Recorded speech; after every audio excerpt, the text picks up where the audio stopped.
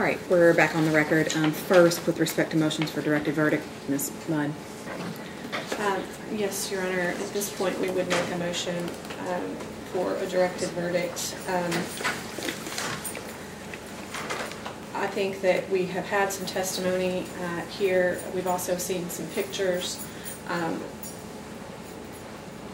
Essentially, what was testified to on the stand is not supported by any evidence. The pictures that were introduced into evidence don't show any injury at all. The police officer who wrote the citation and did the incident report testified, and he had written on his report that there were no visible injuries. There was a JC3 that said that there was no medical attention, which is also contrary to what the alleged victim testified to. I think at this point we have seen evidence to contradict her statement, but we haven't seen any evidence to support it. This is obviously, and right now I'm speaking about the assault.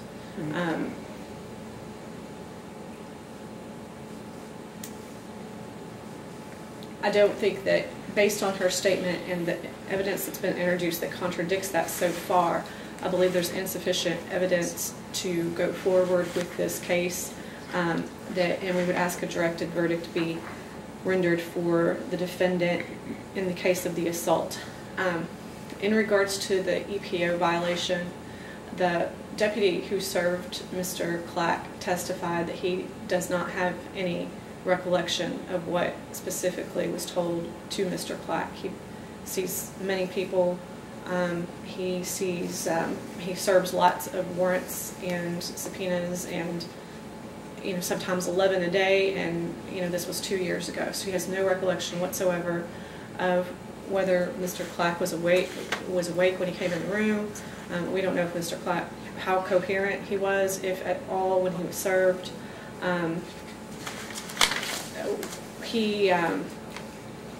He didn't remember any specifics. I mean, he says what he usually does, but we don't have any evidence that that particular EPO was actually read to Mr. Clack.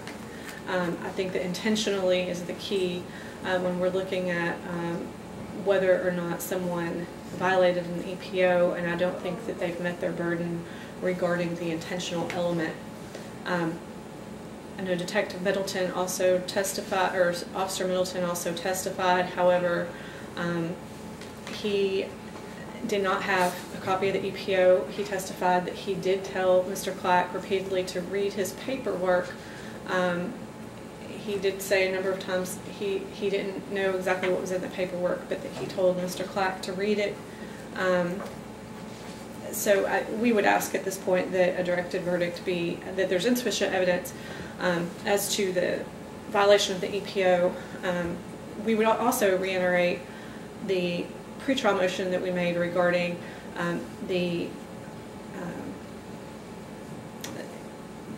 regarding the suppression of the EPO in general, and that the date was incorrect on that EPO, and it was based on information that was untrue. I think at this point we would ask for a directed verdict as to both charges. Thank you. Judge, I think that we've proven both offenses, each element. In terms of the assault for physical injury, complaint of pain, I think the victim did testify that she did have a complaint of pain in her head. She did go to the hospital, and she did go to the hospital after the JC3 was taken out. So the JC3 was not correct when it said there was no medical attention. At that time, there had been no medical attention. She testified that her hair was ripped out. I think that in and of itself is enough for us to prove an assault for DV. Under Benham and Sawhill, in the light most favorable to the Commonwealth, the review of the evidence shows that a reasonable juror could find sufficient evidence to convict on that charge. And same thing for the VPO judge. The deputy testified that, not that he usually reads or that he sometimes reads, he always reads the terms of the EPO to the respondent that he is serving. It is part of their protocol in the sheriff's office. Middleton also testified that he specifically told the defendant, do not return, you could be arrested. So I think that shows that when he came back the second and third time that it was very much intentional. And again, I think that we've met our burden for each of those elements, and we would ask to send this to the jury. Thank you. All right, Mr. Clack, so looking at this in the light most favorable to the Commonwealth, the court does believe that a reasonable trier of fact could find beyond reasonable doubt that you are guilty of these crimes, and so the court will deny the motion for a directed verdict at this time. All right, and so we'll let you begin with your proof. Ms. Mudd, with respect to the two issues that we wanted to address. Yes, I think that the first issue I'll address is the witness. Okay. And who is that? Her name is Brittany Wilson. Brittany Wilson, okay. And, Your Honor, I made, we discussed at the bench yesterday during the testimony of Ms. Patrick that I had wanted to cross-examine her regarding her having come to the defendant's house where his new girlfriend was with him, and essentially trying that Ms. Patrick had attempted to engage in a physical altercation. Can you give me a date on that? June 5th, 2017. Okay. What was that? June 5th of 2017. Especially, I think that this testimony is especially relevant after Ms. Patrick's testimony yesterday, that at first she said that she didn't ask, or she didn't sign an affidavit to dismiss the EPO. That was her first testimony, that she didn't, or the DVO, that she didn't sign an affidavit to dismiss it. But then when confronted with that EPO, she then changed her story to say that, well, she did do it, but it was because he made her, and that he wrote part of it, and that he was standing over her and forced her to the courthouse where she filed it. So, you know, she said I think her testimony was that she was afraid of him, and that's why she did it, because he made her do it. And I think this testimony that would be given here directly contradicts that. She was coming voluntarily to Mr. Clack's home, and that wasn't the first occasion, but that's just one occasion where, Miss Patrick's actions that were observed by others contradict what her testimony was about having gone to, or about having been afraid of Mr. Clack, about the only reason she did this, well, if she was coming to his home, obviously that's her availing herself to him. That's not him coming to her. As she testified, he always came to her. He follows her. He, stalks her, is what she says, and she never comes to him. And this testimony would absolutely contradict that. In regards to that, KRE 104 states that this rule does not limit the right of a party to introduce before the jury evidence relevant to weight or credibility, including bias, interest, or prejudice. I think that the testimony that we would seek to introduce would show bias, interest, and prejudice on behalf of the defendant as she sat there yesterday to testify. And I understand that that was not specifically within those 2 days, the date of the assault or the date of the EPO violation, but I think that her behavior afterwards contradicts the things that she testified to yesterday. Also, Prim versus Isaac, 127 Southwest 3rd, 630, pages 640 through 41, says that evidence of bias or lack of bias is substantive rather than collateral, and it may be developed on direct exam as well as cross-exam like any other substantive evidence. So, trying to show, even though we're no longer talking about cross-examination, since Ms. Patrick is no longer on the stand, I think that what that case says is that we are permitted to introduce our own witness to testify as to things that could constitute bias, prejudice, or interest. So we would ask to call Ms. Brittany Wilson to the stand as a witness. Okay, Ms. Borders. Just a moment, Judge. Judge, if you don't mind, I'll address this. Sure. First of all, we've got an incident here that's over 9 months after the initial fact. So what they're trying to do is say that on October 16th, when she was assaulted, she formulated this plan you know, to essentially, I'm going to lie to the police and say that this assault occurred when it didn't, and they're going to try to prove that by something that occurred 9 months later. You know, I think that's just too far apart from the actual incident to show what her possible motive could be for her actions on that particular day. Further, Judge, you know, specific instances of conduct are generally not admissible or relevant to show a victim's character. I mean, if they're wanting to go after her character in regard to her truthfulness or something like that, but she's a victim of assault, and to show a specific instance of conduct that occurred, you know, over 9 months after the fact, which she, you know, she was not, well, at any rate, we just don't think that's relevant. We think that that's too prejudicial to the victim. They're trying to show, you know, that 9 months later, something that occurred that had nothing to do with the incident on October 16th is relevant to her state of mind on October the 16th. And we just don't think that that's relevant or admissible and very prejudicial. Yeah, and I agree. I think I may have created part of this problem by allowing in all the DVO information for that to have kind of, you know, to allow that to be introduced, because then what I've kind of created by allowing that is more of an issue on collateral issues and more of a question about this collateral issue, about after the fact, what did she want to see have happen with respect to their relationship or the DVO and so on. And I just don't think that that is narrowly focused enough to deal with the case at hand here, and I'm just not gonna allow that. I think it's collateral, it's not relevant. We're going to end up having a trial over things that happened 8 and 9 months down the road, and that's just not relevant to the case.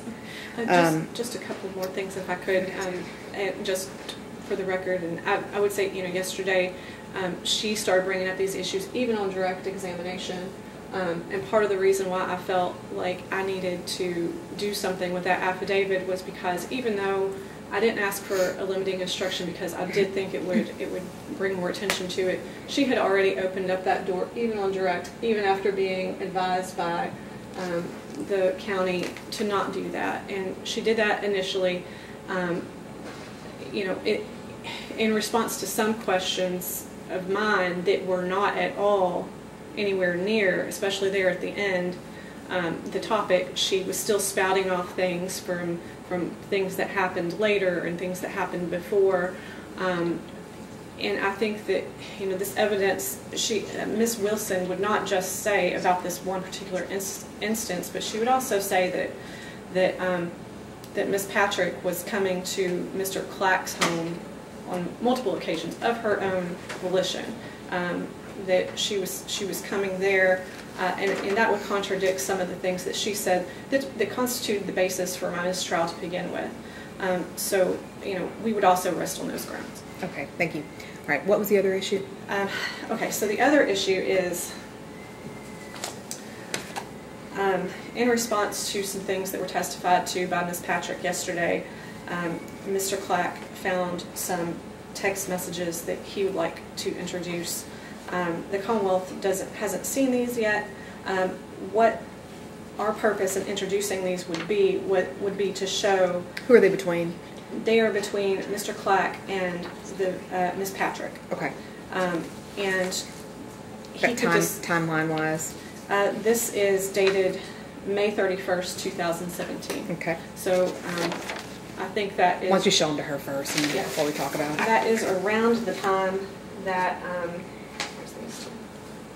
That's around the time that she signed the EPO affidavit, or that affidavit asking to dismiss the DVO. And as she testified yesterday, she only did that because Mr. Clack forced her to do that. These text messages indicate that they had an ongoing relationship at that time.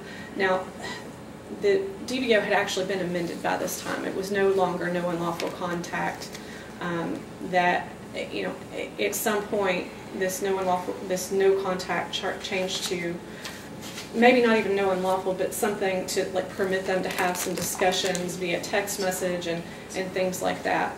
But it's obvious from these text messages that Ms. Patrick had an ongoing physical relationship with Mr. Clack, that she, in some cases, was accusing him of ignoring her, was accusing him of, of being with other women, things like that. And this is during the time she says he forced her to go to the courthouse to do this.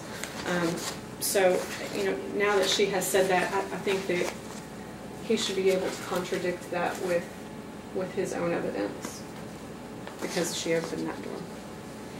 Okay, Ms. Porter. Judge, I guess my first issue with this is the first time that I'm seeing these, for some of the same reasons that Ingrid, that Ms. Geiser just testified or stated to. This was, again, almost 9 months after this incident. We're seeing some of these text messages. I think one of my biggest concerns that I'm looking at, just very briefly, it looks like there may have been a timestamp somewhere in these that these were from May. And in May 31st of 2017, there was still a no contact DVO in place, and he's responding to the petitioner in these text messages. The terms of the contact order at that time was that they were allowed to text and email only about the child, their child in common. And just based on the nature of what I'm looking at here, there's a lot of sexual references. None of these have anything to do with their son. So I feel like essentially I'm looking at a violation of the no contact order right now. And that's one of my biggest problems with this. So, And could bring up a new charge then. I'm not sure I agree that was still a no contact at that time. But I mean, if they're saying that they're if it's an admission that they're sleeping together, I don't know if they're sleeping together. I haven't read them all because there's a lot. But at just quick glance, there are very sexual references back and forth between the two. And I also think that at that time, by this time, it had been changed. The no contact order out of family. There wasn't a no contact. In this case, on this criminal case, it had been amended to just say whatever family court says, essentially. And what family court was saying at that time was no longer no contact. They could text message. They could have certain types of contact. So I'm not at all in agreement that these are any kind of violation. I'm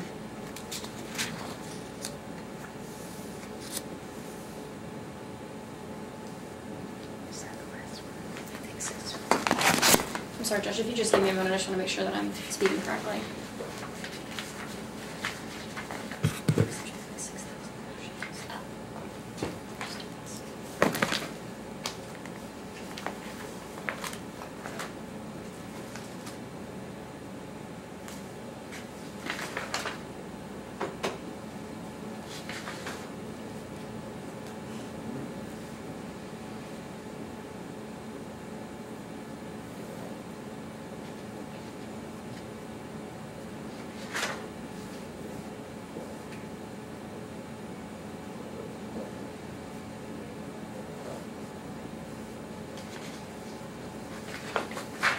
So, Judge, the last DVO that was in place,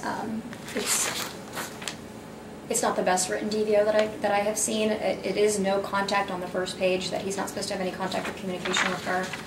Then on the second page, there is an exception that the respondent may communicate with the petitioner via text messages and may arrange to retrieve his belongings. And then on the judge's notes, What is that date? the date on this was November 3rd of 2016.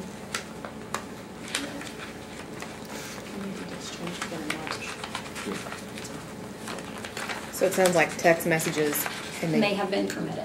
And then there was and it another doesn't change in March.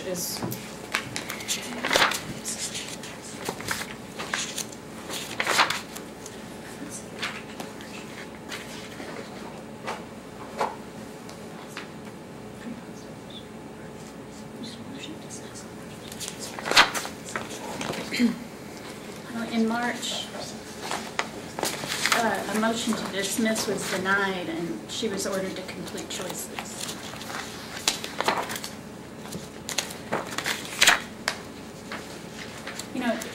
Judge, the other thing is, we just received these this morning, and the witness was on the stand yesterday. Ms. Mudd asked her if there were texts, and she said yes. So that would have been the time to question her about any texts. She did not deny that she had texted him. She admitted that she had been texting him. So this isn't, you know, they're trying to couch this like it's rebuttal testimony, so it wouldn't have had to have been turned over to us ahead of time. But it's not rebuttal, because she was on the stand yesterday and said, yes, I was texting with him. And she explained why she was doing that. You know, now we all know domestic violence victims, they go back and forth many times before they actually make a break with the defendant. And maybe as the child came closer to being born, she was hopeful that they would get back together, mend fences. I don't know, but the time to ask her about these text messages was yesterday when she was on the stand and admitted she was texting him. Well, and Your Honor, rebuttal can be in a variety of methods. Rebuttal isn't only cross-examination of the person who, I don't have to ask her anything. I could have just not asked her any questions at all and called my own witnesses in rebuttal if it were any other topic.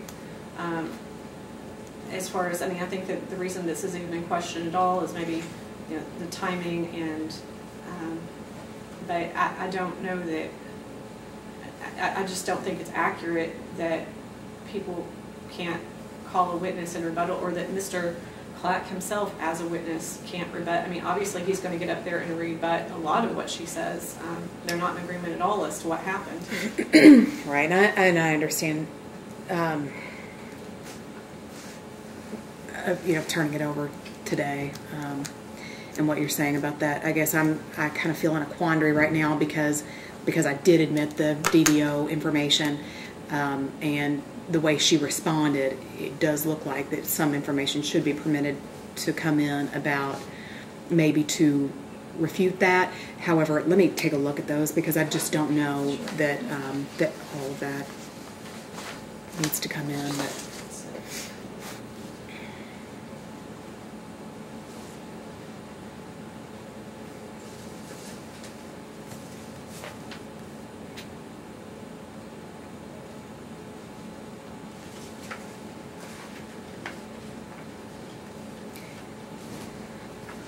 is there anything on there that talks about going down and filing the order or the petition to change the order?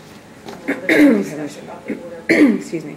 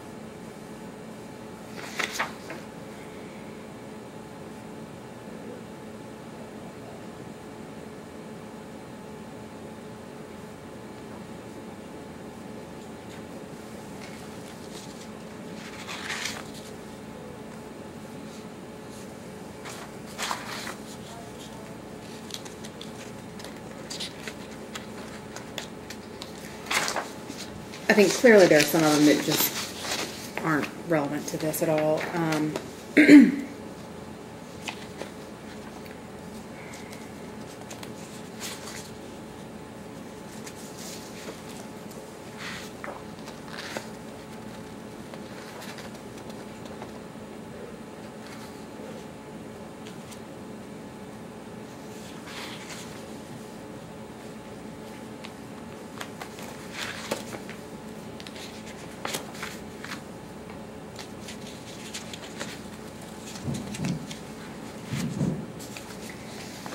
There are two sheets that I'm kind of taking a look at to determine whether these might be appropriate, relevant to the issue that we're talking about. One is with respect, it's a one of the printouts where it's asking about court. What time is court tomorrow? Why are you ignoring me? If you all want to come up and just kind of take a look at that.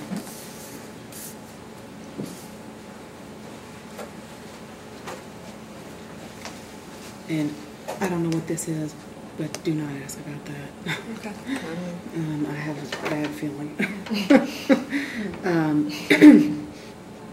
So I think that might be, you know, at least this portion might be relevant just to show that she is reaching out and that sort of thing, and that, you know, she's asking about court. I don't know whether that's family court or our criminal case. And see, Judge, that's part of our objection. Like, I don't even know. You can see time stamps on here. 7:45 a.m. What time is court? Why are you ignoring me? But there's no date on this whole page. Yeah. So we have no idea when that, I mean, for all we know, that text could be prior to, you know, the offense. I mean, they've been back in court lots of times, so we don't have a way of knowing. I don't think they weren't ever in court before this stuff happened. We were in EPO court. two prior trailers. I thought she said she didn't show up, and then they were never in court together. That's just asking when the court was. Well, there's also a baby in the picture in the background. That's the picture of the screenshot. I don't know why that would make a difference for the text messages themselves. She's just saying the baby had to have already been born by the time this. Well, no. I mean, if he took a picture of that yesterday on his phone. Oh, I see what you're saying. You know, Gotcha. it could be a picture of him today sitting in court. Oh, yeah. You know Okay. what I mean? Yeah. Good point. Um, All right. I just So for just the purposes of reliability and all that, we really, yeah, that's a good point. when were they ever in court before? They had two prior EPOs. They would have at least had to have two prior court dates. There were To get actual court. Now, whether they EPOs? went or no, I don't know. There were actual EPOs and not DVOs. There were two EPOs that she petitioned, and she got the EPOs. I can check in case Okay. I'm misspeaking, but she would have had two court dates. And I think you're correct, I don't know if she showed up for either of those. But they would still have had, so that could have been what that reference is. I Okay. don't know. And based on that, I think that that's a good point. We just really don't know when these might have been sent. He can testify as to when he received them. I just don't think that that's reliable enough. So I'm going to deny the motion. Thank you. Thank you.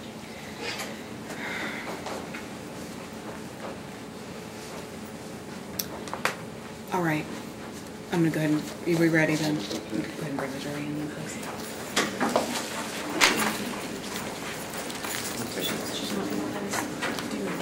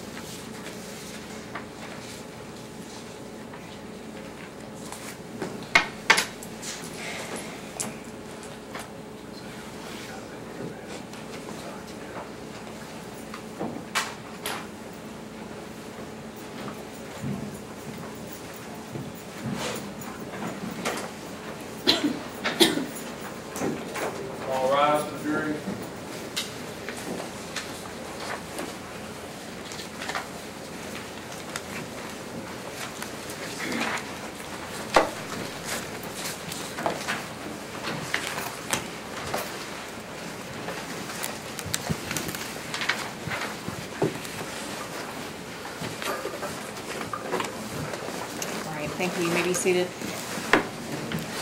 Did everyone follow the admonition during the break? Okay, very good. Then, Ms. Mudd, on behalf of Mr. Clack, if you call your first witness. Yes, Your Honor. I'll call Edward Clack. All right, Mr. Clack, come on up, sir.